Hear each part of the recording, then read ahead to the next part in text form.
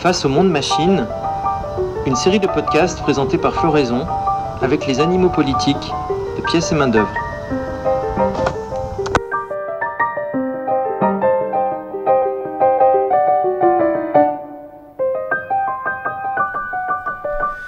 Bonjour et bienvenue sur Floraison.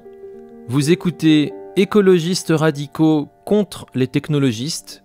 C'est le 19e et dernier épisode de la série Face au monde machine. Un entretien technocritique au long cours avec les Grenoblois de Pièces et Main d'œuvre. Nous voici au terme de notre longue aventure. Si vous n'avez pas écouté les épisodes précédents, on vous conseille de commencer par le tout premier pour une meilleure compréhension globale, pour profiter de cette série. La plupart des gens réduisent la technocratie à la bureaucratie, aux énarques, à ces fonctionnaires de Bruxelles qui réglementent la fabrication de nos fromages. Ce n'est qu'une infime part. La technocratie se définit comme une classe consciente d'elle-même, la classe de l'expertise et de l'efficacité, de la rationalité maximale. La théorie marxiste n'avait pas prévu l'avènement de la technocratie, mais PMO a enquêté sur cette affaire. Vous écoutez donc une histoire de la technocratie, cette classe qui, entre le 19e et le 20e siècle, hésite entre créer son propre parti ou agir politiquement dans l'ombre des partis bourgeois ou ouvriers. Cette histoire vous est présentée en deux parties. La semaine dernière, vous écoutiez la première. Voici la seconde, suivie de la conclusion de toute notre série. Bonne écoute.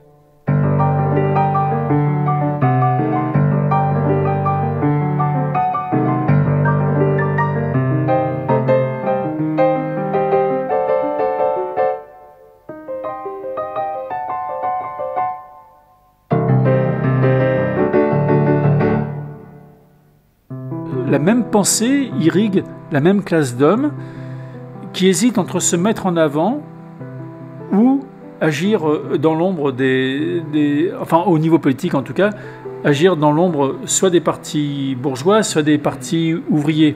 Et en fait, ça lui convient bien parce que finalement l'action politique, c'est pas son truc. Comme Ford l'explique, il vaut beaucoup mieux être ingénieur parce que là, on change les choses réellement. Et tu forces en fait les politiciens à courir derrière toi. Mais il y aura quand même un certain Howard Scott qui fréquente Veblen, ils travaillent ensemble, tout ça, pour lancer quelque chose qui s'appellera le mouvement technocratique. Et c'est comme ça que ça s'appelle, le mouvement technocratique, l'alliance technique, qui ira environ des années 20 aux années 1940 aux États-Unis. C'est le seul mouvement au monde qui se soit revendiqué technocratique. Avec le manifeste de Veblen sur tout le pouvoir aux soviets de technocrates et tout.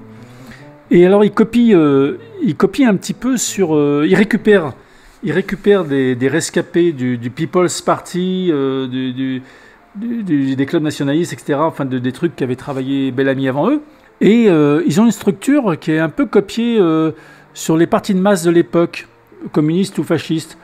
Tu vois, ils font des marches, ils font des grands rassemblements, ils ont des chefs, ils ont des sections locales, des organisations, ils ont des plans, ils ont des uniformes, ils montent, tu vois, c'est toutes les années 30. Et puis, ils font des défilés, ils font des congrès, et plus ou moins, ils couvrent la prise du pouvoir, ils se demandent comment prendre le pouvoir. Et puis finalement, ça va pas marcher, et ils vont faire un truc qui leur ressemble bien plus. Ils vont se dissoudre, je me rappelle même plus si la dissolution a été prononcée officiellement, et ils vont se fondre dans le Parti démocrate. Et ils vont fournir les cadres du New Deal. Le New Deal, c'est eux.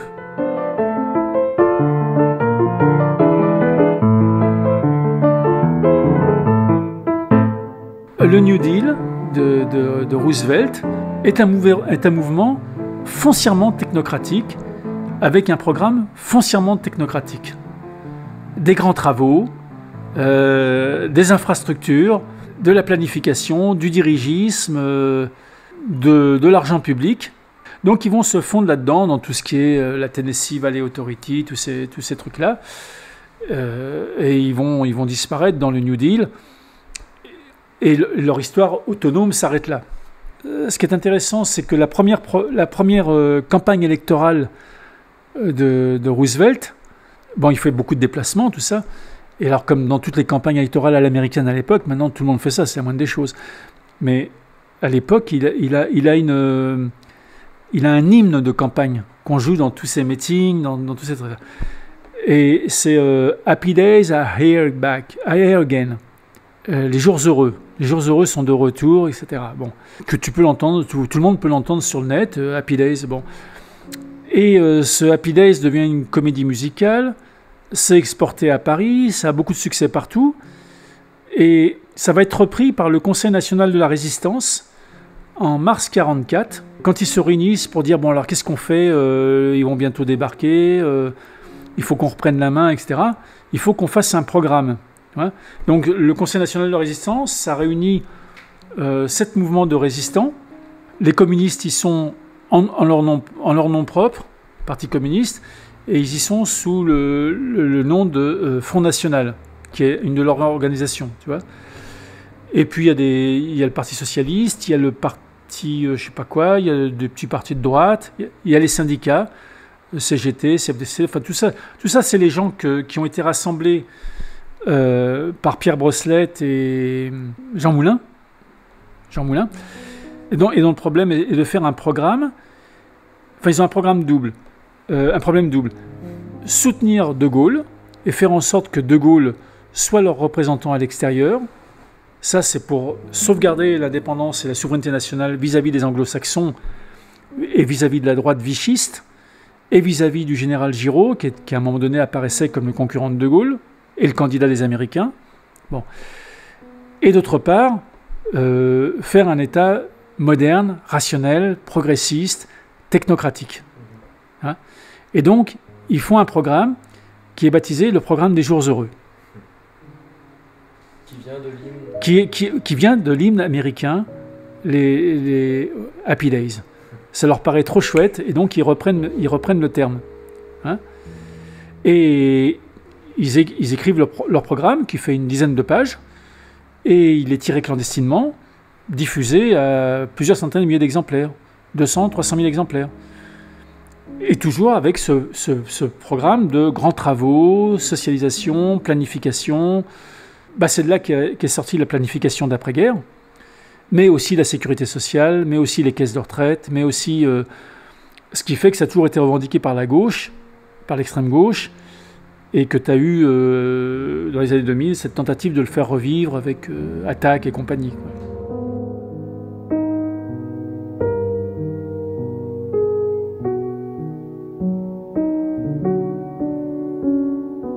Donc je crois à peu près que je vous ai tracé une trajectoire de la classe technocratique, que j'ai justifié l'appellation de classe. C'est bel et bien une classe distincte et autonome de la classe ouvrière, et d'ailleurs liquidant la classe ouvrière.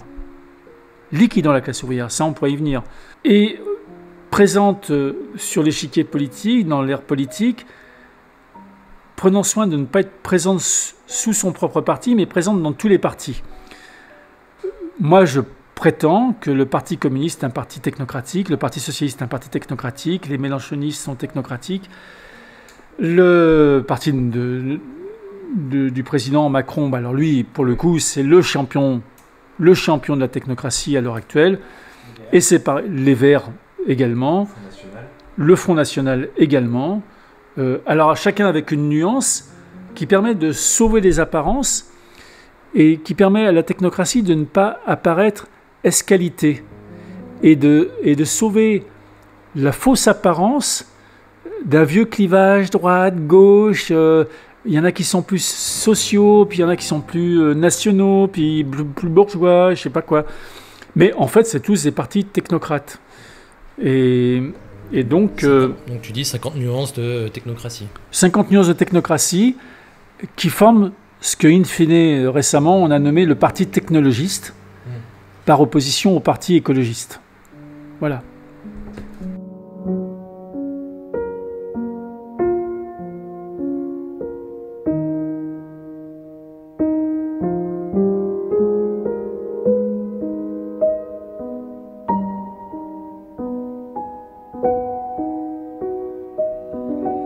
y a un moment où, dans cette histoire de l'émergence de la classe technocratique, il y a eu des mouvements de résistance qui ont pu déstabiliser un petit peu les tenants de cet ordre technocratique. Le seul exemple là qui me vient en tête, c'est la révolte qu'il y a autour de Goulaï-Pollier avec Nestor Makhno. Est-ce que ça a été considéré comme une véritable menace? Tu veux dire la Makhnovista? Non, enfin, les mouvements qu'il y a eu, la classe technocratique a été une classe en soi, enfin, pour reprendre le vocabulaire de Sartre, a été une classe en soi avant de devenir une classe pour soi. Et elle a toujours pris soin de rester dissimulée. Et comme elle n'apparaissait pas escalité, elle a toujours eu des paravents qui lui ont servi de leurre. Ce qui fait que le peuple, la classe paysanne, la classe ouvrière, ne s'en est pas pris directement à la classe technocratique, mais s'en est pris au paravent et au leurre. Donc toute l'histoire du 19e siècle, c'est en fait le combat des républicains contre les réactionnaires, contre les réactionnaires cléricaux, contre la droite catholique, monarchiste, boulangiste et compagnie.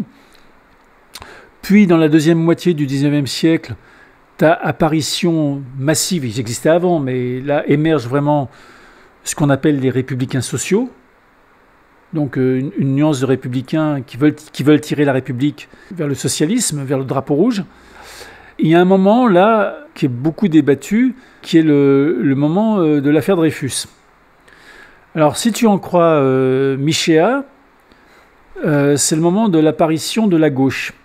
C'est le moment où le Parti républicain arrive à satelliser la gauche ouvrière, enfin qui n'existe pas, la classe ouvrière et les partis ouvriers, anarchistes, syndicalistes, etc., sous la bannière de la lutte contre l'antisémitisme, le cléricalisme, et en fait à mobiliser le peuple contre ses propres ennemis, contre les partis monarchistes et bonapartistes ou républicains de droite, enfin de républicains autoritaires.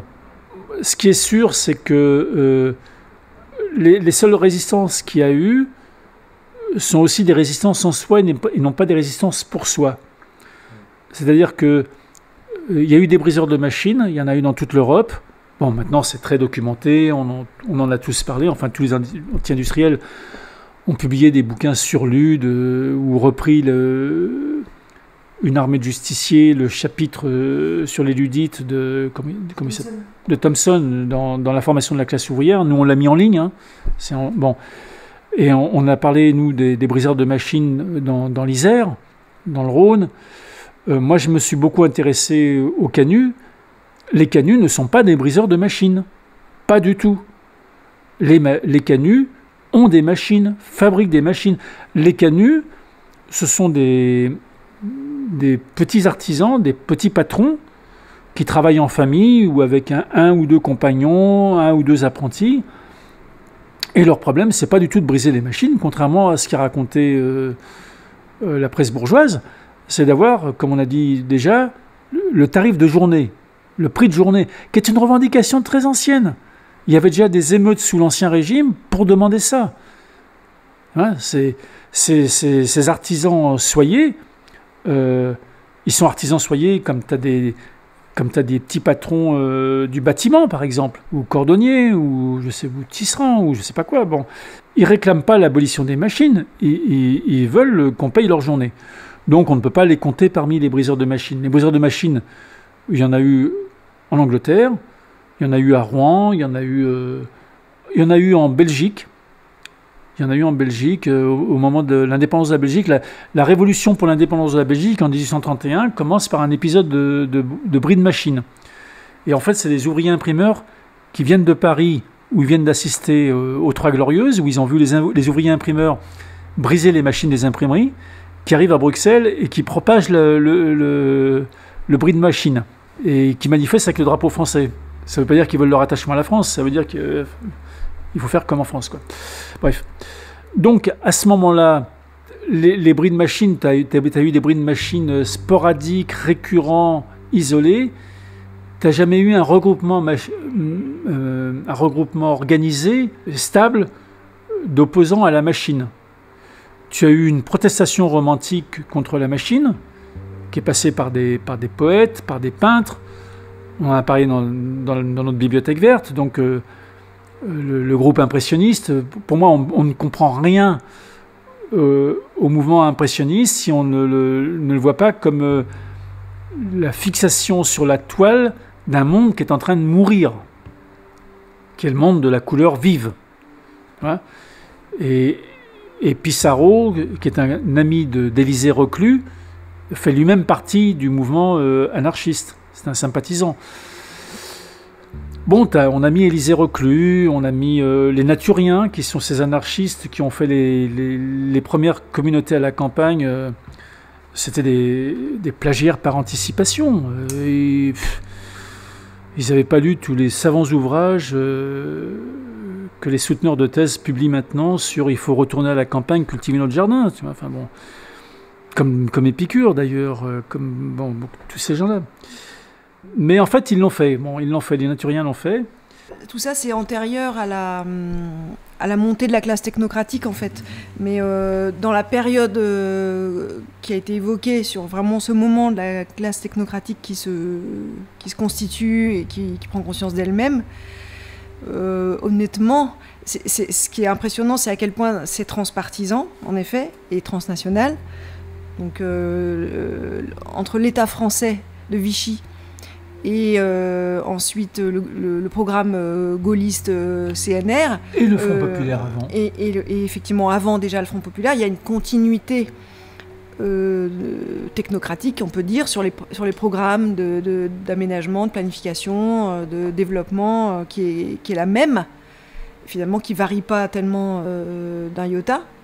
Alors évidemment, il y a des circonstances... La continuité l'emporte sur la discontinuité. Les circonstances historiques font qu'on distingue des périodes, mais quand tu regardes l'histoire avec le recul, tu t'aperçois que, encore une fois, il y a une trajectoire et que la force motrice puissante, c'est celle de la technocratie.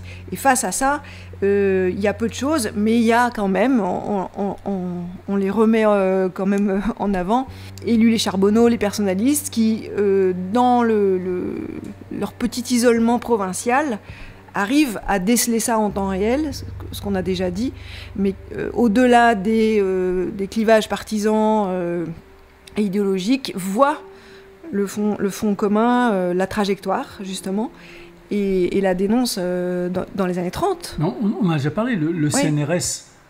Le CNRS a été fondé sous Daladier. Le CNRS est fondé en 1939. Donc c'est encore le gouvernement du Front populaire. Même si la période du Front populaire est passée, c'est Daladier. C'est à ce moment-là qu'il est fondé. Quand De Gaulle écrit vers l'armée de métier, il ne veut pas parler d'une armée de mercenaires. En fait, ce qu'il veut dire, c'est vers l'armée professionnelle, une armée de professionnels. Il parle de l'armée de métier comme Lénine parle d'un parti de révolutionnaires professionnels. C'est-à-dire une armée de spécialistes. Et il l'explique longuement. Tu vois, il faut des tanks, il faut des avions, ce sont des machines, il faut des machinistes, il faut des ingénieurs, il faut des mécaniciens, Et c'est ça qu'explique De Gaulle vers l'armée de métier. Quand il dit l'armée française doit se doter d'une armée de métier. Et quand il parle de la division blindée, en expliquant que c'est ça l'avenir, la division blindée autonome, avec ses tanks, sa propre flotte de camions-citernes qui la suit pour l'approvisionner au maximum, son infanterie montée qui éclaircit le terrain, tu vois, et sa couverture aérienne. Et il dit une pareille division fait 100 km par jour. Hein? Bon, évidemment, ni Pétain, ni les politiciens de la Troisième République ne l'ont écouté, et donc la division blindée a été fondée par Guderian. Et Guderian a envahi la Pologne avec, avant d'envahir la Belgique et la France avec. L'armée allemande a pris les Pays-Bas et la Belgique en 2 jours. Et le 10 mai, ils attaquent 10 mai 40, ils attaquent à travers les Ardennes et Sedan, et ils prennent la France en 20 jours. Bon. Avec des divisions blindées. Et De Gaulle Et quand il lance son appel du 18 juin, si vous le relisez soigneusement, il n'appelle pas tout le monde à le rejoindre en Angleterre. Il invite les mécaniciens, ingénieurs des industries d'armement, en expliquant que, foudroyés par une force mécanique supérieure, nous pouvons vaincre à notre tour, etc., etc. Ne nous y trompons pas, enfin, le destin du monde est là. Donc, le destin du monde est là. Donc, ça veut dire que ce général 2 étoiles, qui a commandé une vague charge de blindés avec des tourelles qui ne bougeaient pas à Montcornet, qui a commencé avant la guerre de 14 dans la cavalerie, à Dada, et qui terminera avec la bombe atomique, a une vision claire et nette de son époque, et s'inscrit pleinement dans le mouvement technocratique. Mais plein d'autres gens, Mendès France, qui lui est de gauche, mais qui soutient exactement les mêmes vues, qui les soutiendra après-guerre, et puis bien d'autres, on pourrait les énumérer. Enfin, c'est... Et donc, juste pour finir, revenir sur ta question, dans les années 30, on peut mentionner Ellul et Charbonneau, parce qu'à 25 ans déjà, ils produisent leurs réflexions sur ce qui est en train d'arriver, et ils voient ça, et c'est ça qu'ils dénoncent. Et après-guerre, tu as quand même des gens qui, ça y est, ça commence beaucoup plus, là, parce que la guerre est passée par là, et que donc comment dire, il y a eu Hiroshima et Nagasaki, et qu'on commence à percevoir le rôle de la science, de la big science dans la destruction du monde. Et donc c'est tout le moment de Arendt, Anders, Camus, même Camus d'abord. Camus, Simone Weil aussi. Enfin, là, ça y est, tu commences à avoir ces penseurs qui raisonnent sur ces critères-là. Et non plus uniquement sur des partitions partisanes, etc. Tu as 3 grosses étapes. Tu as Hiroshima. Alors là, subitement, il y a une partie de l'intelligentsia qui fait sécession, qui dit non, là, c'est plus possible. De Camus à André Breton. Tu as une deuxième étape, c'est dans les années 60 aux États-Unis. C'est Bookchin et Rachel Carson. Rachel Carson est plus connue, mais c'est après Bookchin. Mais Bookchin a écrit avant elle et a décrit la même chose. Bookchin a été le premier à parler des centrales nucléaires et à militer contre les centrales nucléaires et à faire son truc sur le DDT, tout ça. Bon, et elle est venue après, mais elle, c'est une femme et c'est une scientifique. Mais c'est surtout parce que c'est une scientifique. Et donc, ça a contribué à déporter le mouvement écologique sous la tutelle des scientifiques, ce qui est mortel. Bon. Et la troisième étape pour nous en France, le grand moment... Bon, ça faisait déjà longtemps que tu avais des groupes qui s'inquiétaient des chefs-d'œuvre en péril. Ouais, c'était toute la destruction du patrimoine en France et des paysages. Tu avais des groupes qui s'inquiétaient de ça. C'était une préoccupation. Et puis tu as un moment qui a vraiment fait tilt, enfin un double mouvement, c'est l'explosion de la raffinerie de Feyzin, je crois que c'est en 67, je suis pas sûr, peut-être après. Et surtout la marée noire du Torrey Canyon en 67. Et là, à ce moment-là, là aussi, il y a un truc qui part, parce que le mouvement antinucléaire, il est phagocyté par les communistes, qui le transforment en mouvement antimilitariste et anti-américain, pour ne pas avoir à remettre en cause la science. Et bon, le nucléaire, oui, mais soviétique, bien sûr. Mais le Torrey Canyon, bon, c'est le moment où Pierre Fournier commence à écrire dans Harakiri, et les premiers articles écologistes de la presse française, les premiers, c'est Pierre Fournier, en 67, dans Harakiri. C'est lui. Et c'est de lui que ça repart, de lui et de ses amis, Émile Prémilieu, un autre dont j'oublie toujours le nom. Bon, après il va faire le comité budget cobaye, tout ça, bon, et c'est le début de l'écologie politique moderne. Mais Charbonneau travaille dans La Gueule ouverte, et constamment dans Charlie Hebdo ou dans La Gueule ouverte, tu as des petites pubs pour des bouquins qui viennent de paraître. Lisez Ellul, lisez Charbonneau. Lisez Ellul, lisez Charbonneau. Je ne lisais ni Ellul ni Charbonneau, mais je me rappelle d'avoir lu Lisez Ellul, lisez Charbonneau. Parce qu'en fait, c'est de là que venaient Fournier et d'autres, enfin, tu vois, et c'est dans La Gueule ouverte que Charbonneau a publié ses chroniques du dernier terrain vague. Les brochures en lien. Les 3 brochures. Là. Voilà, on a lutte contre Marx, lutte contre Lénine. C'est 3 brochures. Le titre général, c'est de la technocratie. Il y a lutte contre Marx, lutte contre Lénine, lutte contre les Américains. Et aussi, je pense qu'il faut rajouter la brochure sur Badiou. Badiou nous attaque et nous répondons. Et nous faisons humblement notre autocritique. Et qui est Lude ? Lude ? Bon, Lude, c'est un personnage probablement imaginaire, mais qui sert de porte-voix, de porte-drapeau à ce qu'on a appelé le mouvement ludite. Donc, dans les années 1811-1813, à peu près, dans 3 comtés centraux de l'Angleterre. Et c'est ce moment de révolte des ouvriers artisans et des maîtres artisans tisseurs, tisserands, de l'industrie textile, enfin de l'artisanat textile, en fait. Donc la chaîne textile depuis les moutons jusqu'au produit fini, et qui était organisée on peut dire en confrérie, mais en tout cas en ateliers d'artisans familiaux. Dans les villages et qui utilisaient des machines, mais des machines à tisser qui fabriquaient eux-mêmes, qui étaient à leurs mains, et qui savaient utiliser, réparer, entretenir. Et qui voient arriver évidemment avec la révolution thermo-industrielle les premières fabriques qui prétendent rationaliser la production, mettre tout le monde sous le même toit aux mêmes horaires, avec le cadencement de la production industrielle, sur des machines qui cette fois-ci sont mues par la vapeur, donc qui sont plus automates. Donc ça veut dire transformer l'artisan en appendice de la machine, en ouvrier, avec des heures fixes, et employer aussi des femmes et des enfants qui jusqu'ici n'étaient pas employés, ou pas comme ça, en tout cas dans la production. Les enfants notamment parce qu'ils ont des petits doigts utiles pour venir faire des nœuds, etc.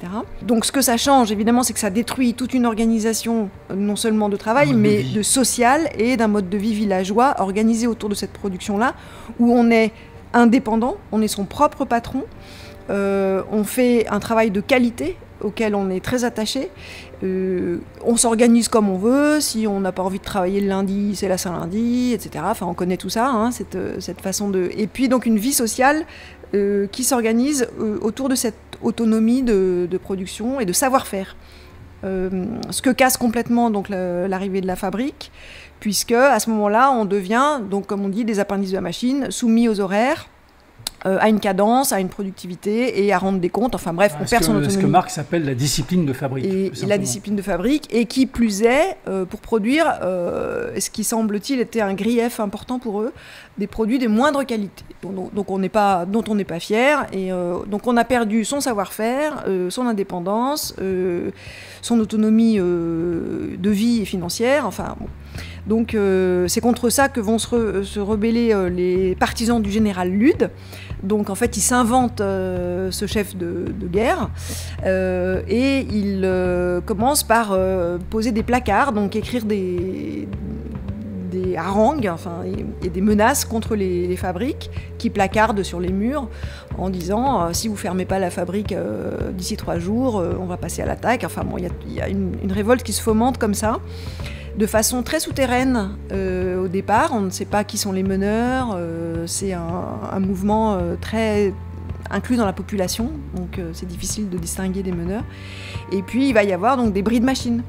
Ils vont dans les fabriques, ils brisent les machines, ils brûlent, ils interviennent, etc. Bon. Et puis la répression est féroce. Il y a même des affrontements armés. Enfin, oui, il y a quelquefois quelquefois ils sont attendus par le patron les attend. Et sa famille, il y a des échanges de coups de feu. Le gouvernement prend ça tellement au sérieux qu'il rapatrie des corps d'armée qui étaient investis dans les guerres napoléoniennes, et que je crois même il y consacre plus d'hommes qu'aux interventions extérieures. Il y a l'armée qui vient rétablir l'ordre est plus nombreuse que le corps expéditionnaire britannique qui opère à ce moment-là au Portugal contre Napoléon. C'est ça. Donc il consacre plus d'hommes à réprimer à l'intérieur ces ludites. Ça donne lieu aussi à quelques interventions de Byron qui à ce moment-là est élu à la chambre laquelle à la chambre supérieure des lords, oui, puisqu'il est lord. Donc il prend la défense des ludites. Alors là c'est tout le soutien des romantiques anglais à la lutte contre la machine. Et finalement, la répression est terrible. Les meneurs sont pendus. Donc le Parlement vote des lois réprimant donc, de pendaison ou d'envoi aux galères pour des bris de machines. Et c'est ce qui se passe. Et donc la révolte est brisée au bout de quelques années comme ça. Mais ça a laissé le mot ludite dans le vocabulaire. En anglais, quand on traite quelqu'un de ludite, c'est une insulte. Enfin, c'est un terme dépréciatif, mais évidemment, c'est péjoratif. Ouais, merci. Ça a été repris ensuite, évidemment, par des gens qui se réclament de ce mouvement-là. Mais c'est intéressant de noter que dans les années 50, en 57 de mémoire, un chimiste anglais qui s'appelle C.P. Snow et qui prononce une conférence pour dénoncer ce qu'il appelle les deux cultures. Alors c'est une fameuse conférence sur les deux cultures où il se plaint du fait que les scientifiques comme lui sont moins considérés finalement dans la société ou d'un point de vue intellectuel que ceux qui sont les représentants de ce qu'on appelait les humanités, donc c'est-à-dire les littéraires, ceux qui font de la philosophie, des langues, etc. Voilà. Et le terme qu'il emploie pour les dénoncer, pour dénoncer cette injustice en fait, c'est de dire que les littéraires sont des ludites par tempérament. Donc on voit que le mot ludite, il sert à désigner, au fond, ceux qui s'opposeraient, ceux qui se mettraient en travers de l'avancée de la machine. C'est ça. Donc voilà, le mot a eu une fortune un peu différente selon les époques, quoi. Ouais, mais Marx et les Engels, donc les socialistes scientifiques qui arrivent après les ludites, et après les canuts, parce qu'en fait, ils ont pompé beaucoup de gens. Hein. Non, mais leur parti, à l'origine, ça s'appelle la Ligue des Justes. Le mot communiste, ils l'ont piqué au fils ou au petit-fils de Gracchus Babeuf, qui était libraire à Lyon. Ils ont transformé la Ligue des Justes en Ligue des communistes. Voilà. Bon. Et donc, Marx, écrivant bien après les soulèvements ludites, dit oui, aux origines, le mouvement ouvrier était encore immature. Hein. Il lui manquait Marx, enfin il lui manquait Marx, Engels, Bakounine, tout ça. Et donc les ouvriers s'en prenaient aux machines et aux marchandises au lieu de s'en prendre aux rapports de production eux-mêmes. Aux propriétaires. Et la machine est innocente des maux que souffre l'ouvrier. Hein. Et donc l'histoire du travail bien fait, ça... Il s'en fout. Il s'en fout parce qu'il pense qu'à terme, on va améliorer sans cesse la machine. Il pense qu'on va... Non, tu comprends pas. C'est pire que ça. D'une part, il pense que la machine va sans cesse s'améliorer. On va sans cesse améliorer la machine et elle va faire sans cesse du meilleur travail. D'autre part, il y a une indifférence profonde à la question de l'autonomie. En 1874, Engels écrit un article qui s'appelle « De l'autorité », publié dans un journal italien, où il dit on abuse du mot autorité et du mot anti-autoritaire. En fait, il n'y a rien de plus autoritaire qu'un processus productif. On devrait mettre à l'entrée des fabriques « Voi qui entrate, lasciate ogni autonomia ». Il reprend la phrase de Dante à l'entrée de l'enfer. « Toi qui entres, abandonne toute espérance. » Là, c'est « abandonne toute autonomie ». Donc, ça veut dire... Dixit Engels, que au moins pour les heures de travail, le prolétaire n'a aucune autonomie. Et c'est très bien ainsi. C'est ainsi que ça doit être. Et d'ailleurs, parce qu'il faut que le produit sorte. Et une usine, c'est réglé comme une pendule, comme une horloge. Il faut que ça tourne. Et Engels dit, on n'imagine pas les passagers d'un train allant discuter avec le mécanicien de la locomotive Pas plus que tu n'imagines aujourd'hui des passagers d'un avion allant discuter avec le pilote automatique derrière lequel est assis un type qui dort. Hein, bon. Et heureusement qu'il y a le pilote automatique. Hein. Et donc, Marx et Engels ont une profonde antipathie pour cette idée d'autonomie. Ce qui compte pour eux, c'est la notion de rapport de production et de propriété des moyens de production. Donc, à partir du moment où la classe ouvrière, la classe prolétarienne, est juridiquement et nominativement propriétaire des instruments de production, eh bien, la question d'autonomie n'a aucune importance. On va améliorer sans cesse les machines. En conséquence de l'amélioration perpétuelle des machines, le temps de travail va diminuer. Donc, l'ère de la nécessité va se réduire, l'ère du besoin va se réduire, hein, et va s'ouvrir la liberté, l'ère de la liberté, le temps de liberté, le temps des loisirs. Bon, ce qui deviendra pour Joffre du Masdier, après-guerre, sociologue, la civilisation des loisirs, avec de graves questions et grattements de tête sur qu'est-ce qu'on va bien pouvoir foutre des loisirs. Tu vois, Club Med, machin, formation permanente, macramé, bon. Mais Marx et Engels ont une profonde antipathie pour les briseurs de machines. Pour eux, pour le coup, ça leur paraît obscurantiste et réactionnaire. Ce sont des productivistes. Et la mission historique des partis communistes, j'insiste là-dessus, des partis communistes, qui soient staliniens ou trotskistes, et de beaucoup d'anarchistes d'ailleurs, et des syndicats, ça a été d'inculquer à la classe ouvrière le respect de la machine et le respect de la fabrique. Parce que spontanément, la classe ouvrière, elle n'en avait rien à foutre de tout ça. L'ouvrier, spontanément, c'est l'ouvrier du bâtiment. T'as qu'à lire Zola, tu verras, il va au boulot quand ça lui chante. Hein. Bon. Et s'il veut bien, et s'il est bien payé. Mais ça, ce prolétariat-là, il a été écrasé en juin 1948. C'est la dernière fois qu'il se soulève. En juin 1948, il est écrasé. Oui, ou la Commune, si tu veux. Mais la Commune, il sera écrasé également. Mais durant la Commune, c'est pas tellement un prolétariat d'usine qui se soulève durant la Commune. C'est des ateliers, bon, mais... Donc il faut bien dire que les communistes, les socialistes, les trotskistes, en fait, le parti anticapitaliste est un parti pro-technocratique qui ne dit pas son nom et qui dissimule la forêt technocratique derrière l'arbre du capital. Et ça lui convient bien.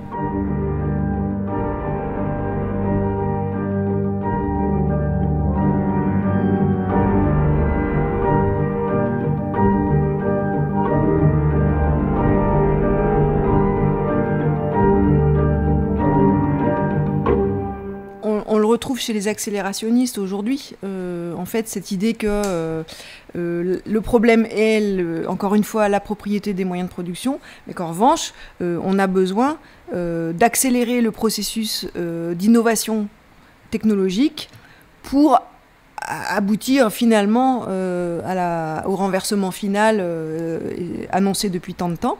Mais donc, il faut toujours plus de technologie, toujours plus d'innovation. Et on est encore dans ce schéma-là chez eux, quoi. Et c'est une position reprise par André Gorz dans ses derniers ouvrages, qui est un drôle d'oiseau.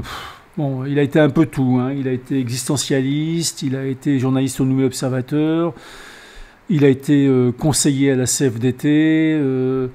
C'est pas un type antipathique, mais bon, dominé. En fait, ça a toujours été un épigone. Il a toujours été à la remorque de quelqu'un. Alors pour le coup, lui, il n'a pas été autonome. Même quand il discute avec Marcuse, il comprend rien. Et finalement, oui, il comprend pas ce qu'il faudrait comprendre. Il comprend pas. Bon. Et donc, le dernier Gorz, en fait, se rallie à Marx et se rallie au Grundrisse, à la ébauche d'une contribution de la critique de l'économie politique 1856-1857, où Marx explique que, et il le cite favorablement, il le commente, et il dit c'est ça, oui, c'est exactement ça, où il explique que en fait l'avenir c'est la machine, et les machines vont travailler à notre place, et donc nous on travaillera de moins en moins. Mais le travail qu'on fera, il le reconnaît, c'est un travail interchangeable, anonyme et sans intérêt. mais il sera très réduit. Ce sera 1 jour par semaine, 4 heures par semaine, 2 heures par semaine, je ne sais pas quoi. Et donc, tout le reste du temps, ce sera la sphère du temps libre qui restera organisée. Hein, et où tu pourras t'épanouir. Pourquoi faire? Ah bah, si tu en crois, par exemple, Guy Debord, qui a beaucoup donné dans ces trucs-là au début, eh ben, tu pourras travailler à l'invention de nouveaux besoins. Trotsky dit ça aussi. Travailler à l'invention de nouveaux besoins. Mais qu'est-ce que ces types ont dans le crâne? Hein, non, mais la question est réglée. Il y a le métavers qui va occuper... non, mais travailler à l'invention de nouveaux besoins, de nouveaux désirs. Mais... Sur le temps de loisir. Ben, quand t'as rien à faire. C'est ça qui est créatif. Ça va t'occuper. C'est ça qui est créatif. Le contenu de cette création, c'est d'inventer de nouveaux besoins. Et donc de se lancer de nouveaux objectifs, de relancer par une incapacité totale à jouir de ce qui est et de ce qu'on a. Bon, tu peux inventer des nouveaux besoins, moi je veux bien, mais du calme. Non, mais du coup, on n'a jamais le temps de rien maintenant. Comment? Du coup, on n'a plus jamais le temps de rien. On n'a plus le temps de s'ennuyer. Bah, mais ça, c'était l'objectif. Ouais. Vivre sans temps mort, jouir sans entrave. C'est le mot d'ordre central des situs. Non, mais on en revient à cette idée qu'il faut tout le temps Il n'y a faire. pas de limite. Jouir sans entrave. Il faut faire. Ouais. Et vivre sans temps mort. Tout le temps être au max. Tout le temps être à fond. Mais du coup, ça vend la mèche on part de chasseurs-cueilleurs qui, dans certaines sociétés, passent moins de temps que nous à subvenir à leurs propres besoins. Ça dépend des régions, enfin, bref, pour faire vite. À une promesse d'un monde machine qui va nous permettre de nous libérer du travail. Et en fait... Picrocole. Et en fait, on est submergé de tout ça. C'est le roi Picrocole. Sans temps mort. C'est le roi Picrocole. Pourquoi ne pas commencer par là? Pourquoi faire tout ce détour pour arriver à faire quelque chose? Pour revenir au point de départ. Mais le problème, c'est qu'on ne peut pas revenir au point de départ, puisque entre-temps, il s'est passé un tout petit truc, c'est que nous avons dévasté la Terre, sur laquelle, éventuellement, nous aurions pu continuer à vivre à peu près tranquillement, à un rythme vivable, et ainsi de suite. Bon, là, maintenant, évidemment, la question ne se pose plus. Maintenant, nous sommes dépendants pour toujours, enfin, pour ce qui arrive, en tout cas, là, de solutions technologiques. Mais tu comprends bien que quand Guy Debord publie enfin La planète malade, fin 71, début 72, je sais pas, enfin, il y a une hésitation sur les... Bon, c'est bien, ok, c'est un très beau texte d'ailleurs. Non, c'est pas un très beau texte en fait, parce que non, mais attends, je suis en train de réfléchir, parce que non, mais bon, d'abord, c'est un texte d'arrière-garde. Il arrive après Pierre Fournier. Ça lui plaît pas, peut-être. Ça l'ennuie qu'on parle de pollution parce qu'il n'a pas été le premier à en parler. Mais c'est comme ça. Et comme c'est comme ça, il est obligé d'en tenir compte. Donc, il publie son encyclique, tu vois, pour dire ce qu'il est juste d'en penser. Et quel est le dernier mot de Guy Debord? C'est la pollution, elle est capitaliste. Quand il y aura des soviets de marins sur les pétroliers, il n'y aura plus de pollution. Après il n'y aura plus de marée noire. Pensée magique. Pensée magique. Relis La planète malade. Et quand il y aura des soviets c'est le discours... c'est de l'anticapitalisme bêta. Anticapitaliste vert. Hein, enfin, c'est la version verte. C'est du NPA. C'est digne du NPA. Hein. À cela s'ajoute l'entourloupe portée alors là par le parti technocratique sur le fait que le problème principal que nous devons régler par tous les moyens technologiques adaptés, c'est la question climatique. Et au sein de la question climatique, encore plus réduit, c'est la question du CO2, du carbone. C'est vraiment, le problème est très simple, les ingénieurs l'ont étudié. Si on règle la question du CO2 au sein du climat, tout va bien. Donc, très bien, on met des ingénieurs là-dessus, comme dirait l'autre, et ils vont nous produire une société décarbonée, c'est-à-dire électrique. Bon. Et donc nucléaire et couverte de nouvelles machines c'est-à-dire des éoliennes, des panneaux solaires, ainsi de suite. Une nouvelle génération de machines. En fait. Et donc, l'entourloupe, évidemment, ça consiste à écarter de l'horizon des problèmes la question de l'entropie de la matière et de l'énergie. C'est totalement absent. Et les pollutions en plus. De temps en temps, on parle un peu des pollutions comme ça. Mais bon. C'est-à-dire que dans le cahier des charges, il y a, la décroissance n'est pas envisageable.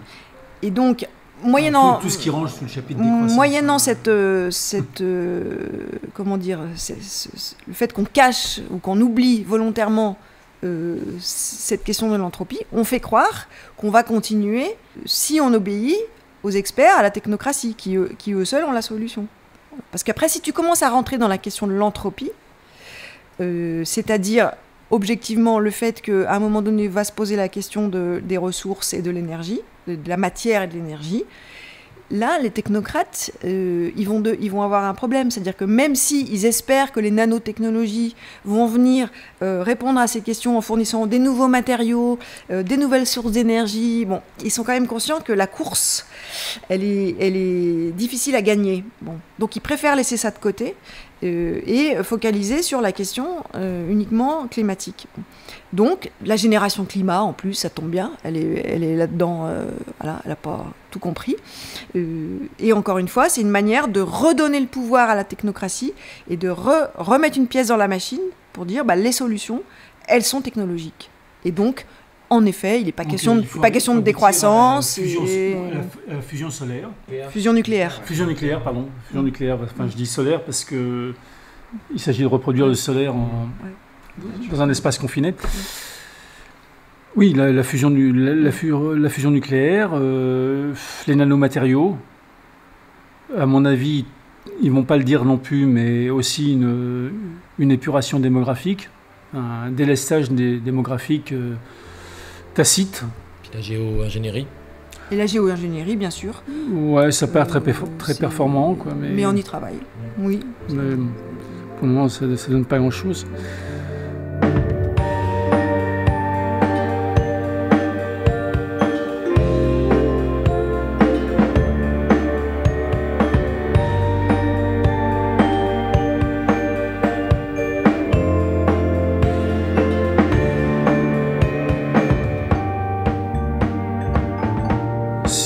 Si j'ai bonne mémoire, j'ai essayé de te résumer ce que nous avions fait, en tout cas ce que je croyais que nous avions fait depuis 2000.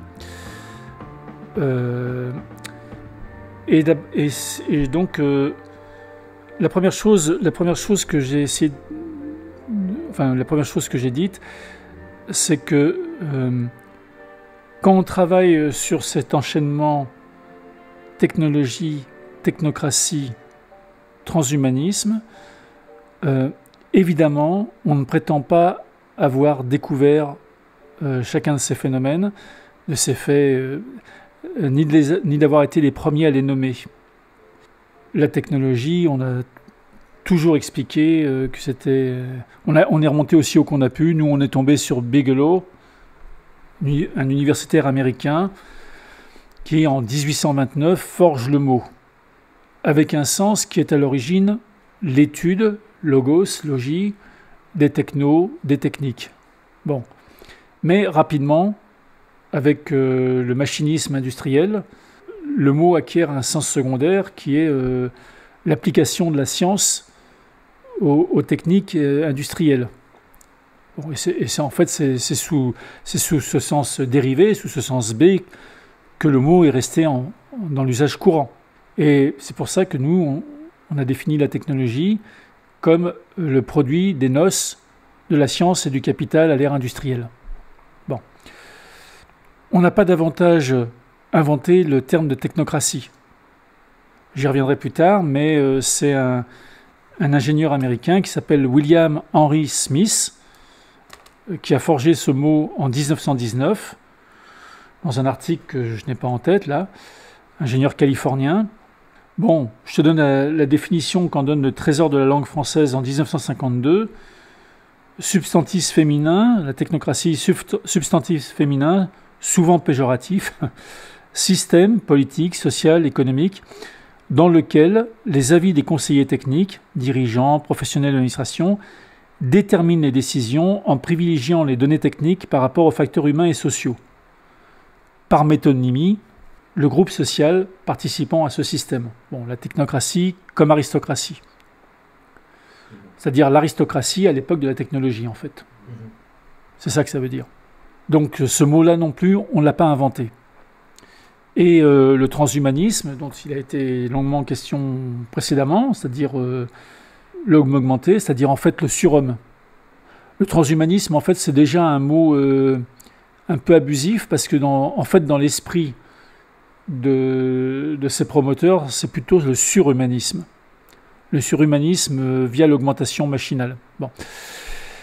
Mais bref, le transhumanisme, c'est pas nous non plus qui avons inventé ça. C'est Julian Huxley et Teilhard de Chardin. Et là aussi, ça vient d'une élaboration intellectuelle vieille d'un siècle et demi. En partie en Occident, à partir de Condorcet, de l'esquisse d'un tableau des progrès de la civilisation et toute la suite, et en partie de Russie, à partir de Fyodorov, d'un conservateur de bibliothèque, qui a généré les constructeurs de Dieu du temps de bolchevique, tout ce courant rival de Lénine, avec Gorky à l'école bolchevique de Capri, Bogdanov, Lunacharsky, enfin bref, tous les... Et puis Trotsky finalement, c'est-à-dire tout le courant transhumaniste russe, bolchevique. Russe dans un premier temps, bolchevique ensuite. Bon. Mais qu'est-ce que nous avons fait ? Nous avons articulé ces trois termes. Pour reprendre ce que dit Pascal, qu'on ne me dise pas que je n'ai rien dit de nouveau, la disposition des matières est nouvelle. Quand on joue à la paume, bon, c'est le tennis de son temps, enfin la pelote basse de son temps, c'est une même balle dont jouent l'un et l'autre, mais l'un la place mieux. Bon, nous on pense qu'on les place mieux. J'aimerais autant qu'on me dise que je me suis servi de mots anciens. Oui, c'est bien ça qu'on a fait. Et comme si les mêmes pensées ne formaient pas un autre corps de discours, par une disposition différente, aussi bien que les mêmes mots forment d'autres pensées par leurs différentes dispositions. Donc, ce que nous avons fait, c'est articuler technologie, technocratie, transhumanisme. Ça, c'est notre apport.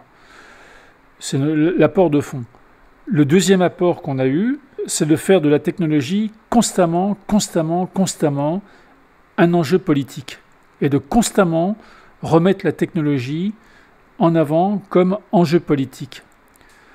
Soit par des études de cas, nos enquêtes, soit par des campagnes d'opinion, soit par des actions, soit de façon à ce que la technologie finisse par être l'une des rubriques de tous les sites alternatifs. Mais je ne suis pas très sûr de ça. Enfin, vous me le dites, mais bon. Je vois beaucoup de sites anticapitalistes, je ne vois pas beaucoup de sites anti-techno ou anti-industriels. Il y en a, je les connais, c'est nos copains. Donc, je revendique, je prétends que nous avons eu ce deuxième apport spécifique. D'autres ont porté la critique des technologies, d'autres nous ont suivis, bon, et tant mieux. Mais c'est nous qui l'avons porté avec le plus de constance et le plus d'approfondissement depuis 20 ans. Mais bien entendu, on ne l'a pas inventé, nous sommes des héritiers.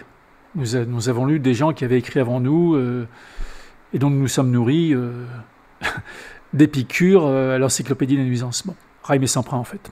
Bon. Et troisièmement, je pense que on a pris le ballon et on l'a porté plus loin. On a gardé les yeux sur le ballon. Grande recommandation des coachs sportifs. Gardez les yeux sur le ballon. On a gardé les yeux sur le ballon et on l'a porté plus loin. C'est-à-dire que cette question de la technologie, du transhumanisme, etc., on a essayé de la porter plus loin et de comprendre d'où ça venait. Ce qui nous a amené à creuser la question de la puissance. tout cela, finalement, résulte, à notre sens, d'une volonté de puissance, d'une course à la puissance, qui est intrinsèquement liée, je crois, à l'espèce humaine, et singulièrement à ses factions et à ses individus les plus dynamiques et les plus offensifs. Bon, la puissance entendue, enfin ça on en avait déjà parlé, comme volonté d'agir sur le monde et sur soi-même, de maîtriser le monde et soi-même, et de transformer le monde et soi-même. De le transformer d'ailleurs au point de le détruire. Bon.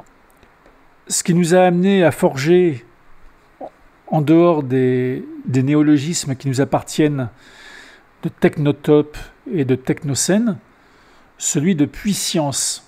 Ça peut sembler une coquetterie de langage, c'est un mot valise, mais en fait, c'est simplement l'alliage de la puissance et de la science. La science comme vecteur de puissance. Pas de puissance sans la science. Voilà. Et la science, c'est ce qui permet de pouvoir. De puissance. Là, on a multiplié les séances de discussion. On est passé en revue pas mal de sujets sur lesquels nous avions travaillé, de campagnes qu'on avait menées, etc. Le sens général de tout ce travail effectué, c'est ça. Et c'est pas autre chose. Pour le moment. On arrête là ? Ok.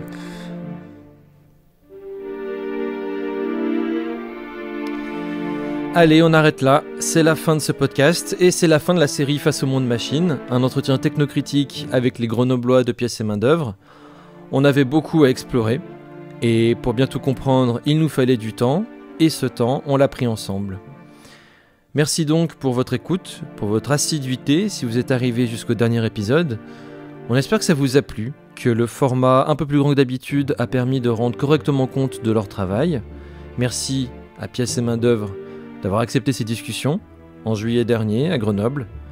Merci bien sûr au Chimère Café de nous avoir ouvert 3 fois ses portes pour qu'on puisse réaliser cet enregistrement. Moi-même et mon copain Belka qui est venu avec moi, qui a préparé et réalisé cet entretien. Un peu de promotion personnelle, j'ai monté, mixé ces podcasts, mais j'ai aussi composé et interprété les musiques originales qui l'accompagnent. Toutes ces musiques sont désormais disponibles. Vous les retrouverez en ligne sous forme d'un album, lui aussi intitulé Face au monde machine. Je mettrai le lien en description. Et la chanson de fin, Adieu, est interprétée avec mon groupe de musique, Eudland. Cette défense indissociable de la nature et de la liberté est le bien commun de tous ceux qu'anime l'instinct de vie. Écologistes radicaux, anti-industriels et anti-autoritaires, ludites, décroissants, primitivistes, naturiens, etc. Pour renverser l'actuel déferlement de biophobie chez les hommes-machines, il nous faut d'abord restaurer notre histoire, notre culture, notre corpus théorique, littéraire et artistique, les vies et les œuvres de tous les vieux amis de la Terre. Et l'on verra alors que nous disposons d'un héritage, d'une richesse et d'une ancienneté merveilleuse au regard des misérables courants industrialistes et saint-simoniens.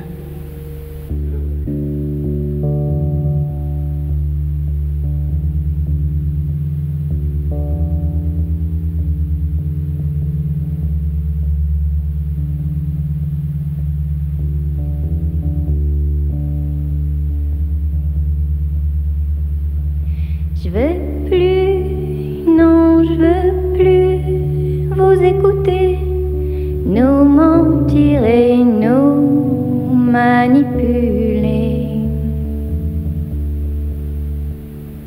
Je peux plus, non, je peux plus vous laisser faire, abuser les gens et puis me taire.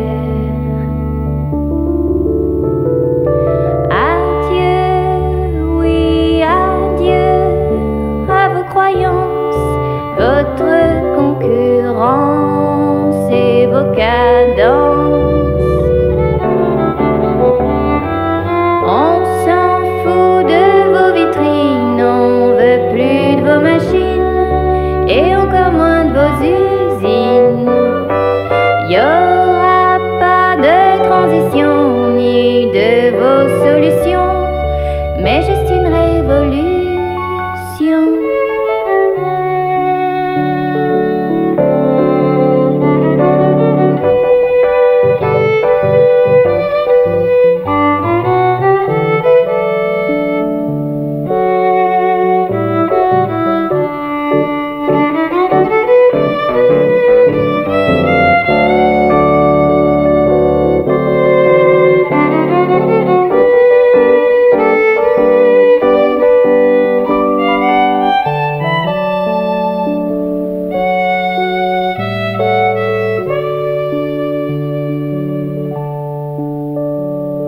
Je veux plus, non, je veux plus de vos saletés que vous nous vendez pour aller mieux. Je peux plus, non, je peux plus prendre mon temps, vous assassiner nos océans. Adieu, oui, adieu, à tout jamais, à votre putain de société. On s'en fout de vos vitrines, on veut plus de vos machines, et encore moins de vos usines. Il n'y aura pas de transition ni de vos solutions, mais juste une révolution.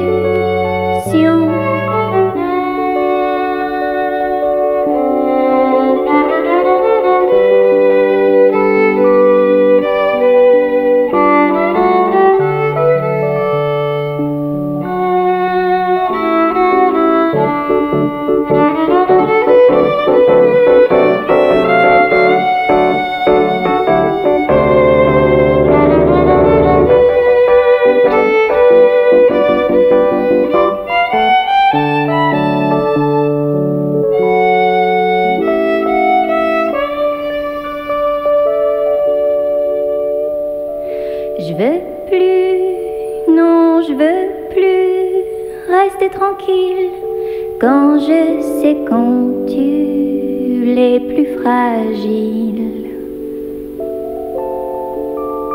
Je peux plus, non, je peux plus vous voir détruire ce qu'il reste encore de l'avenir.